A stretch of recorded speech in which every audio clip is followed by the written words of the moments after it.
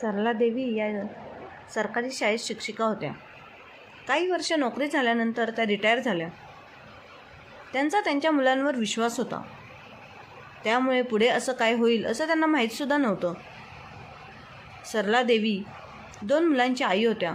मोठा मुलगा विजय आणि धाकटा मुलगा अजय. दोघांचेही लग्न झाले होते. मोठा मुलगा विजय लग्नानंतर पत्नी आशासोबत वेगळा राहू लागला होता. त्याने स्पष्ट सांगितले होते, आई, आता अजयलाही तुझी जबाबदारी घ्यायला शिकायला पाहिजे. पण हे बोलणारा विजय मात्र प्रत्येक महिन्यात कोणत्या ना कोणत्या बहाण्याने आईकडे पैसे मागायला येतच असायचा. कधी म्हणायचं, आई, बिझनेसमध्ये खूप नुकसान झालं आहे. कधी म्हणायचं, उधारीवाल्यांनी जगणं मुश्किल केले. तर कधी अचानक आजारपणाचे नाटक करून म्हणायचं, आई, यावेळी मदत नाही केली तर मी संपलो. सरला देवी एक निवृत्त शिक्षिका होत्या. दर महिन्याला त्यांना पेन्शन मिळायची आणि आईचं मन म्हणजे मऊच असतं. विजयने काहीही सांगितले तरी त्या लगेच पैसे काढून त्यांच्या हातात ठेवायच्या. घे बाळा, तू स्वतःची काळजी घे. अजयला हे सगळं बघवत नव्हते. तो अनेकदा आईला समजवायचा, आई, तू वारंवार दादाच्या बोलण्यावर विश्वास ठेवतेस. तुला दिसत नाही का तो तुझा वापर करतोय. पण सरला देवी प्रत्येक वेळी शांतपणे म्हणायच्या, तो माझा मुलगा आहे. अजय संकटात आईच उपयोगी पडते आणि मी नाही दिले तर तो कुणाकडे जाईल. अजयची पत्नी गरिमा खूप समजूतदार आणि शांत स्वभावाची होती. लग्नानंतर तिने या घराला स्वतःचे घर मानले होते. ती कधीच मोठ्यांविरुद्ध बोलत नव्हती, पण विजयचा स्वार्थ तिच्यापासूनही लपलेला नव्हता. विशेषतः त्याचे वारंवार येणे आणि पैसे घेऊन जाणे. एक दिवस तिने अजयला हळू आवाजात सांगितले, अजय, मला वाटते दादा प्रत्येक वेळी खरे बोलत नाहीत. प्रत्येक महिन्याला एवढी मोठी अडचण कशी येऊ शकते. अजयने खोल श्वास घेतला. मलाही तसंच वाटते. गरिमा पण आईला समजवणार खूप कठीण आहे. त्या दादाच्या प्रत्येक शब्दावर विश्वास ठेवतात. काही दिवसांनी पुन्हा तेच झाले. एका दुपारी विजय अचानक घरी आला. त्याच्या चेहऱ्यावर खोटे टेन्शन होते. आवाजात बनावट मजबुरी होती. तो सरला देवीसमोर बसला आणि म्हणाला, आई, यावेळी मी खरंच मोठ्या संकटात अडकलोय ग. जर पैसे मिळाले नाही तर माझे पूर्ण बिझनेस संपेल. सरला देवी घाबरल्या. अरे देवा, काय झाले. बाळा, विजयने डोके खाली घातले. आई, परिस्थिती खूप वाईट आहे. मला लगेच पैसे पाहिजेत. सरला देवी पटकन कपाटाजवळ गेल्या. त्यांनी जपून ठेवलेले काही पैसे काढले आणि विजयच्या हातात दिले. माझ्याकडे आता एवढेच आहेत बाळा. विजयने पैसे मोजले आणि मुद्दाम नाराज चेहरा केला. आई, एवढे नाही, काही होणार नाही. मला अजून खूप पैसे हवेत. सरला देवी चिंतेत पडल्या. पण माझ्याकडे आता काहीच उरले नाही. आणि तेव्हाच त्यांच्या मनात एक विचार चमकून गेला. त्या हळू आवाजात म्हणाल्या, आले, छोट्या सुनेचे दागिने माझ्याकडेच ठेवले आहेत ना. ते गहाण ठेवले तर तुझे काम होईल. हे ऐकताच विजयच्या डोळ्यात चमक आली. खरंच आई. पण गरिमाला कळले तर सरला देवी लगेच म्हणाल्या, तिला काय कळणार. ती विचारेल तर सांगू, बँकेच्या लॉकरमध्ये ठेवले आहेत. हे ऐकताच विजयने क्षणाचा विचार न करता गरिमाचे दागिने घेतले आणि पटकन तिथून निघून गेला. त्यावेळी गरिमा घरी नव्हती. ती परत आली तेव्हा सरला देवी नॉर्मल वागण्याचा प्रयत्न करत होत्या. गरिमाने काही विचारले नाही, कारण तिचा सासूवर पूर्ण विश्वास होता. तिकडे घरी विजय पोहोचला आणि त्याने दागिने पत्नी आशाला दाखवले. जसे आशाने ते दागिने पाहिले तिचे डोळे चमकले. ती आनंदाने म्हणाली, अरे वा, हेच ते दागिने आहेत जे मी गरिमाकडे पाहिले होते. मला खूप आधीपासून आवडत होते.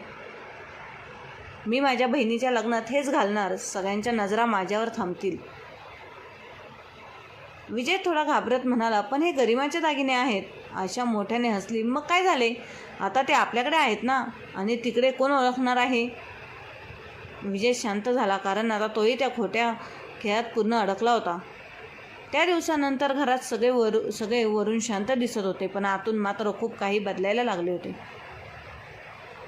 गरिमा रोजच्यासारखी घरातील कामे करत होती. सकाळी लवकर उठून सगळ्यांसाठी नाश्ता बनवणे, घर साफ करणे, सरला देवींची औषधे वेळेवर देणे, हे सगळे ती मनापासून करत होती. पण तिच्या मनात आता एका छोटासा सतत प्रश्न टोचत होता. माझे दागिने खरंच बँकेत आहेत का. कारण प्रत्येक वेळी ती दागिन्यांबद्दल विचारायची आणि प्रत्येक वेळी सरला देवी काही ना काही कारण सांगून विषय बदलून टाकायच्या. कधी म्हणायच्या अगं सुनबाई आज बँक बंद आहे, कधी म्हणायच्या उद्या काढूया आणि कधी सरळ रागावून बोलायच्या इतकी काय घाई आहे दागिन्यांची. गरिमा बाहेरून शांत राहायची पण आतून तिचे मन हळूहळू जुटत चालले होते. त्या रात्री ती आपल्या खोलीत खिडकीजवळ शांत बसली होती. बाहेर हलका पाऊस पडत होता. अजयने तिच्या चेहऱ्याकडे पाहिले आणि हलक्या आवाजात विचारले, गरिमा काय झाले, तू काही दिवसांपासून खूप शांत आहेस. गरिमाने डोळे खाली केले. अजय, तुला खरंच काही विचित्र वाटत नाही का. कशाबद्दल. माझ्या दागिन्यांबद्दल. अजय काही क्षण शांत राहिला कारण आता त्यालाही थोडासा संशय आला होता. पण तरी तो म्हणाला, नाही गरिमा, आई असे काही करणार नाही. गरिमाने हलकसे हसण्याचा प्रयत्न केला पण तिच्या डोळ्यातले दुःख लपले नाही. मला आईंवर विश्वास आहे अजय, पण मला हे सतत टाळणे समजत नाही. त्या रात्री दोघांनाही नीट झोप लागली नाही.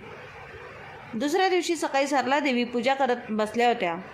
गरिमा शांतपणे त्यांच्याजवळ गेली. आई, एक विचारू का. हो सुनबाई, माझ्या दागिन्यांची रिसीट आहे का तुमच्याकडे. म्हणजे बँकेची. हे ऐकताच सरला देवींच्या हातातील माळ थबकले.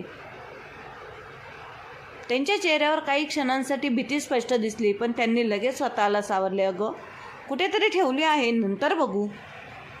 गरिमाला आता खात्री वाटायला लागली होती की काहीतरी नक्कीच चुकीचे आहे. त्या दिवशी दुपारी तिच्या माहेरून फोन आला. तिची आई खूप आनंदात होती. गरिमा, पुढच्या आठवड्यात तुझ्या बहिणीच्या बाळाचे मोठे फंक्शन ठेवतोय, तुला नक्की यायचे आहे बरं का. गरिमा हसली. हो आई, मी नक्की येईन. फोन ठेवल्यावर तिच्या चेहऱ्यावर हलकी खुशी आली पण लगेच तिची नजर कपाटाकडे गेली जिथे ती आपली दागिने ठेवायची. तिच्या डोळ्यात पुन्हा तीच वेदना उतरली. त्या संध्याकाळी ती पुन्हा सरला देवींजवळ गेली. आई, पुढच्या आठवड्यात माझ्या माहेरी फंक्शन आहे, यावेळी तरी माझे दागिने द्या ना. सरला देवी लगेच चिडल्या. अगं सुनबाई, पुन्हा तेच सुरू केलंस तू, किती वेळा सांगू. गरिमा डचकली. मी फक्त काय इतका दागिन्यांचा मोह लागलेला नसतो. हे शब्द गरिमाच्या हृदयात बाणासारखे घुसले कारण ती लालची नव्हती. ते दागिने तिच्या आईवडिलांनी प्रेमाने दिले होते. तिने हळू आवाजात म्हटले, आई, मला दागिन्यांचा मोह नाही पण ते माझे आहेत. सरला देवी काहीच बोलल्या नाहीत. त्या फक्त नजर चुकवत बसल्या. त्या रात्री गरिमा खूप रडली. तिने अजयला सगळे सांगितले. अजय, आता मात्र मला खात्री वाटते काहीतरी लपवली जात आहे. अजय गंभीर झाला. त्याच्या मनातही आता प्रश्न निर्माण झाले होते. जर दागिने खरंच बँकेत असतील तर आई एवढे का टाळत आहे. दुसऱ्या बाजूला सरला देवींच्या मनात भीती वाढत चालली होती. त्या रात्री त्यांनी विजयला फोन केला. विजय, छोटी सुनबाई आता वारंवार दागिने मागते, काहीतरी कर, नाही तर मोठी अडचण होईल. फोनच्या दुसऱ्या बाजूला विजय काही क्षण शांत राहिला. मग हळू आवाजात म्हणाला, आई, अजून थोडा वेळ सांभाळून घे. पण सरळ देवींच्या मनाला आता शांतता उरली नव्हती कारण त्यांना आतून जाणवत होते की त्यांनी आपल्या मोठ्या मुलाच्या प्रेमात येऊन खूप मोठी चूक केली आहे. दुपार होत चालली होती. घरातले वातावरण शांत दिसत होते पण आतून प्रत्येकाच्या मनात वादळ उठले होते. गरिमा सकाळपासूनच स्वयंपाकघरात काम करत होती पण तिच्या चेहऱ्यावरची शांतता खूप काही सांगत होती. तिच्या मनात आता एकच गोष्ट फिरत होती, आज सत्य बाहेर आणायचीच. सरला देवी हॉलमध्ये बसून वारंवार घड्याळाकडे पाहत होत्या. त्यांच्या मनात भीती वाढत चालली होती कारण गरिमाचे वागणे त्यांना खूप वेगळे वाटत होते. त्या मनात विचार करत होत्या, छोट्या सुनेने अचानक सगळ्यांना जेवायला का बोलावले असेल. तिच्या मनात काही चालले तर नाही ना. इकडे अजय शांत बसला होता पण त्यालाही आता कोणीतरी चुकीचे बसल्याची जाणीव होत होती. त्याने अनेकदा आईकडे पाहिले पण सरला देवी नजर चुकवत होत्या. थोड्याच वेळात दरवाजाची बेल वाजली. विजय आणि आशा आले होते. आशा खूप सजून आली होती. तिच्या चेहऱ्यावर नेहमीसारखाच गर्व दिसत होता. गरिमाने दरवाजा उघडला आणि एकटक आशाकडे पाहिले. तिने आशाच्या हातांकडे, गळ्याकडे, कानांकडे पाहिले आणि तिच्या चेहऱ्यावर एक हलकीशी स्मित आली. पण त्या स्मितामागे एक जरके वादळ लपलेले होते. आशा थोडी घाबरली होती कारण गरिमा इतक्या शांतपणे का वागत आहे हे तिलाही समजत नव्हते. सगळे जेवायला बसले. घरात वातावरण हसणे, गप्पा सुरू होत्या, पण क्षणात शब्दामागे त्या ताण दडलेला होता. सरला देवी सतत विषय बदलायचा प्रयत्न करत होत्या, पण गरिमा मात्र पूर्ण शांत होती. काही वेळाने तिने चहा बांधला आणि सगळ्यांसमोर बसत शांत आवाजात म्हणाली, आई, उद्या आपण बँकेत जाऊया ना? माझे दागिने काढूया, मला माहेरी जायचे आहे. हे ऐकताच विजयच्या चेहऱ्याचा रंग उडाला. आशाच्या हातातून कप सटकला. सरला देवी घाबरून म्हणाल्या, मी सांगितले नसून बाई, आता दागिने काढायचे नाहीत. गरिमा हळूहळू उठली. तिने एकाकडे पाहिले आणि अचानक तिचा आवाज संपूर्ण घरात घुमला. का नाही काढायचे आई? कारण दागिने बँकेत आहेतच नाही, बरोबर ना? क्षणात घरात शांतता पसरली. सरला देवींचे हात थरथरू लागले. विजयने नजर खाली केली. आशाच्या कपाळावर घाम आला. अजय वाक होऊन गरिमाकडे पाहत होता. गरिमाने मोबाईल काढला आणि काही फोटो सगळ्यांसमोर ठेवले. हे बघा आई, हे फोटो बहिणीच्या लग्नाचे आहेत आणि या फोटोमध्ये बहिणीने घातलेले दागिने कोणाचे आहेत माहिती आहेत का? सगळे फोटो पाहून होऊ लागले आणि पुढच्या क्षणी अजयच्या डोळ्यात धक्का बसला स्पष्ट दिसला. कारण त्या फोटोमध्ये आशाने अगदी गरिमाचेच दागिने घातले होते. गरिमाचा आवाज आता दोहभाने भरला होता. हेच ना ते दागिने जे तुम्ही म्हणालात बँकेच्या लॉकरमध्ये आहेत. सरला देवी पूर्ण हादरल्या. त्यांनी विजयकडे पाहिले. विजय, हे काय आहे? विजयकडे उत्तर नव्हते. अजय अचानक उठला. भाऊ, हे खरे आहे, तू गरिमाचे दागिने घेतले. विजय शांत बसला. त्याचे मौनच सगळे सत्य सांगत होते. गरिमाच्या डोळ्यात आता अश्रू होते. आई, मी तुम्हाला आईसारखे मानले, कधी तुमच्यावर शंका घेतली नाही, पण तुम्हीच माझा विश्वास तोडलात. सरला देवींचे डोळे पाणावले. त्यांनी थरथरत्या आवाजात म्हटले, सुनबाई, मी हे सगळे विजयसाठी केले. तो खूप अडचणीत आहे असे म्हणाला होता. अजय रागाने ओरडला, म्हणून तू गरिमाचा हक्क हिसकावून घेतलास, तेही तिच्या परवानगीशिवाय? घरात वातावरण खूप तणावपूर्ण झाले होते. गरिमा आता आशाकडे पाहिले. तिचा आवाज कठोर झाला. आणि वहिनी, तुम्हाला लाज नाही वाटली? तुमच्याकडे दागिने घालून इतक्या अभिमानाने फिरत होतात.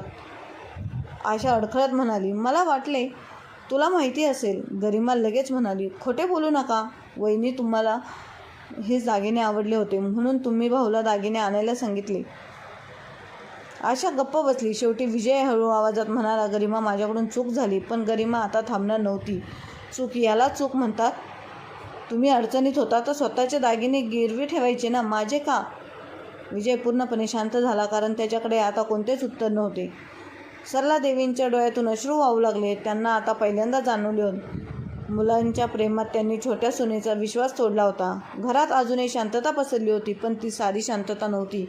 ती तुटलेल्या विश्वासाची शांतता होती. सरला देवींचे हात अजूनही थरत होते. त्यांच्या डोळ्यासमोर फक्त एकच गोष्ट फिरत होती की मी काय करून बसले. इकडे विजय आणि आशा दोघे मान खाली घालून बसलेत. ते पहिल्यांदाच त्यांच्या चेहऱ्यावर गर्व नव्हता, तर भीती आणि लाज दिसत होती.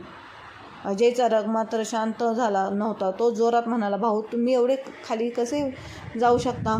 आईच्या विश्वासाचा फायदा घेतलात आणि गरिमाच्या प्रेमाचाही.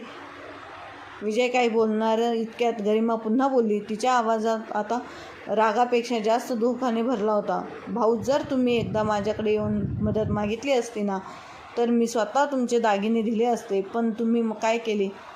माझ्या पाठीमागे माझाच विश्वास लुटला. हे ऐकताच विजयच्या डोळ्यात पाणी आले. त्याने हळू आवाजात म्हटले, गरिमा, मला माफ कर. पण गरिमाचे मन शांत खूप दुखावले होते. ती शांतपणे म्हणाली, माफीने तुटलेला विश्वास परत येत नाही भाऊ. हे शब्द ऐकताच संपूर्ण घर पुन्हा शांत झाले. सरला देवी आता रडू लागल्या. त्यांनी गरिमाचा हात हातात पकडला. सुनबाई, मला माफ कर. मी फक्त माझ्या मुलाला वाचवण्याचा प्रयत्न करत होते. गरिमाच्या डोळ्यातही अश्रू आले, पण ती शांतपणे म्हणाली, आईचे प्रेम चुकीचे नसते, पण एका मुलासाठी दुसऱ्यावर अन्याय करणे चुकीचे असते. हे ऐकून सरला देवींचे डोके खाली चुकले. त्यांना आता प्रत्येक गोष्ट समजू लागली होती. विजयच्या प्रत्येक खोट्या या गोष्टींवर त्यांनी विश्वास ठेवला आणि गरिमाच्या प्रत्येक सत्याला त्यांनी हट समजले. तेवढ्यात अजय पुन्हा रागाने म्हणाला, भाऊ, तुम्हाला जर अजून जास्त लाज वाटायला हवी. दुसऱ्याने दागिने घालून इतक्या आनंदात फिरत होतात. आशा आता पूर्णपणे घाबरली होती. ती रडत म्हणाली, माझ्याकडून चूक झाली. मला तेवढे मोठे होईल असे वाटले नाही. गरिमा लगेच म्हणाली, ही चूक नाही वहिनी, हा स्वार्थ होता. कारण तुम्हाला दागिने हवे होते आणि आईच्या प्रेमाचा फायदा घेऊन तुम्ही ते मिळवले.